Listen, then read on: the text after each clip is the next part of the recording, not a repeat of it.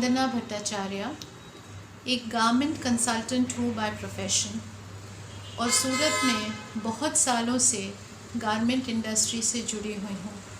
मैं आज आपके साथ सूरत इंडस्ट्री के बारे में कुछ शेयर करना चाहती हूँ।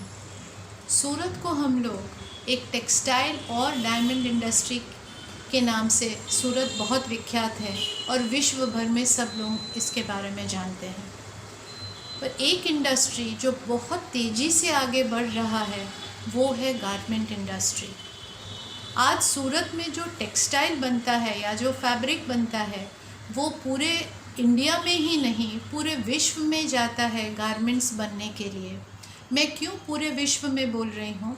क्योंकि सूरत से बहुत टेक्सटाइल बाहर कंट्रीज़ में एक्सपोर्ट होता है और जिसे यूज़ करके फिर गारमेंट्स बनाया जाता है।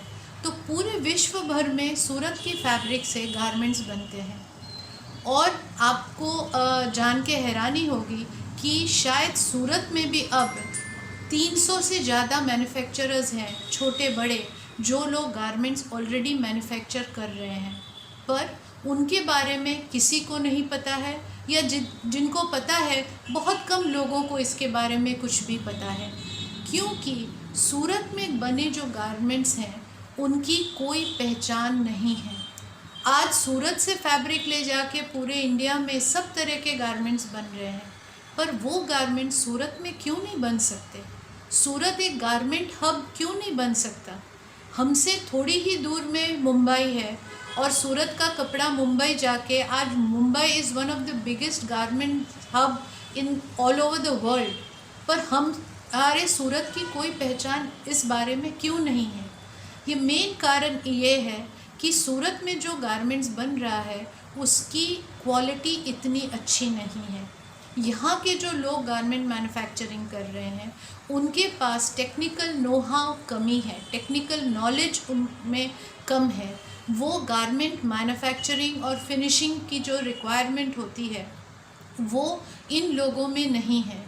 और सूरत में दूसरी बात यह है कि बहुत सारे फैशन इंस्टीट्यूट्स हैं जहाँ से हर साल ढेरों फैशन डिज़ाइनर्स निकल रहे हैं, पर ये फैशन डिज़ाइनर्स जो निकल रहे हैं उनको गारमेंट इंडस्ट्री के साथ जुड़ना पड़ेगा। फैशन इंडस्ट्री के साथ जब वो जुड़ेंगे तभी गारमेंट्स जो सूरत से बनेंगे उसकी कोई स्टैंडर्ड होगी, उसकी क्वालिटी इम्प्रूव होगी। क्योंकि क्वालिटी जब तक इम्प्रूव नहीं होगा, डिज़ाइंस अच्छे नहीं होंगे, तब तक वो अच्छे स्टोर्स में या बड़े शहरों में नहीं बिकेंगे।